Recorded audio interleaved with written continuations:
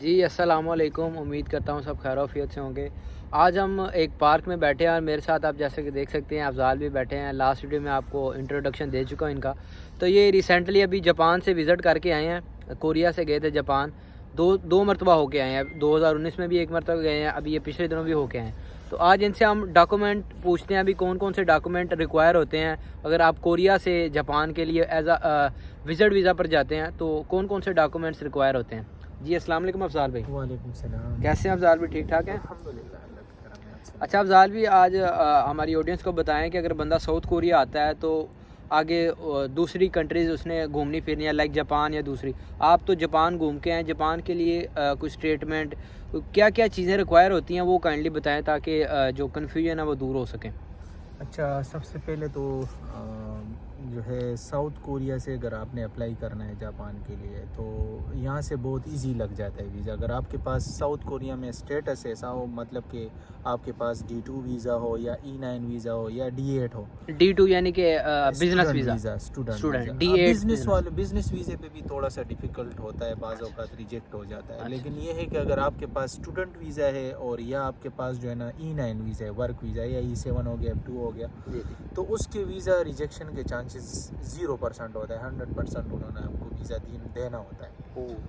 لیکن یہ ڈیپینڈ کرتا ہے کہ آپ نے ڈاکومنٹس بالکل شرط یہ ہے ڈاکومنٹ آپ نے جو ان کی ریکوائرمنٹ وہ پوری ہو۔ تو سب سے پہلے تو جو ہے نا اگر آپ اسٹوڈنٹ ہے تو اسٹوڈنٹ کو اپلائی کرنے کے لیے آپ کے پاس جو ہے نا یونیورسٹی انرولمنٹ لیٹر اور آپ کا پاسپورٹ اور یہ بیسکس جو پاسپورٹ ایلین کارڈ ہو گیا یہ لگتی ہے، اور اس کے بعد اسٹیٹمنٹ آپ کے پاس ہونی چاہیے۔ اگر آپ نے 5 دن کا پلان بنایا ہے تو ایک دن کا 10 لاکھ وان آپ کے پاس ہونا چاہیے اکاؤنٹ میں۔ اوکے تو وہ 10 لاکھ کورین وون، 10 لاکھ کورین وان، تو 50 لاکھ وان کی اسٹیٹمنٹ ہونی چاہیے منیمم۔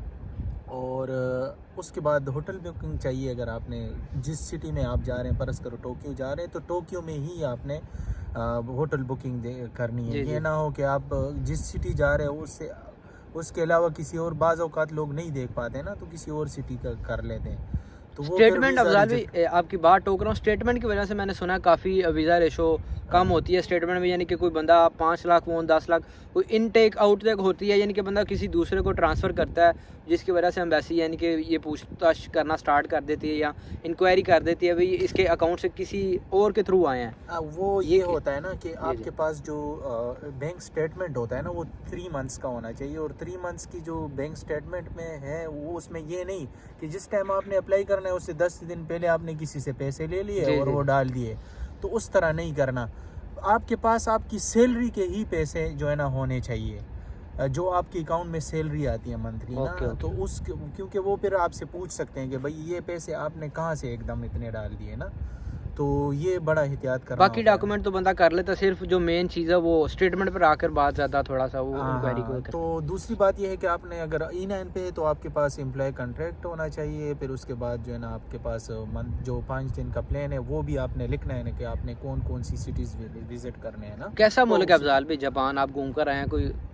جاپان تو اگر آپ دیکھا جائے نا تو جاپان بہت زیادہ ویل ڈیولپڈ اور ایڈوانس ہے بہت زیادہ نا۔ پوری میں تو کہوں، خیر میں تو کہیں اور گیا نہیں ہوں لیکن ادھر کا جو میں نے دیکھا ہے تو میں کہوں جاپان بہت ہی ایڈوانس کنٹری ہے۔ آپ چاہے اس کو اخلاق سے دیکھ لے، چاہے وہ آپ رولز ریگولیشن سے دیکھ لے، چاہے وہ زندگی کے لحاظ سے دیکھ لے، تو میرے خیال میں وہ بہت ڈفرینٹ۔ تو آپ کیا کہتے ہیں میں چکر لگاؤں پھر ادھر آگے چھٹیاں آ رہی ہیں سولنال کی؟ ضرور جائیں بھائی، میں تو کہوں اگر آپ کے پاس موقع ہے نا تو آپ ساؤتھ کوریا سے تو بہت ایزیلی ویزا لگ جاتا ہے نا، تو ضرور دیکھنا چاہیے، جاپان جانا چاہیے۔ تھینک یو ویری مچ جی، انشاءاللہ ملتے ہیں نیکسٹ ویڈیو میں، اور میرے لیے دعا کریے گا، میں جاؤں گا انشاءاللہ جاپان بھی اور وہاں جا کر پھر ویڈیو بناؤں گا۔ تو thank you very much Afzal بھی، آپ نے یہ سارا پروسیس بتایا۔ ٹھیک ہے جی، پھر اللہ حافظ۔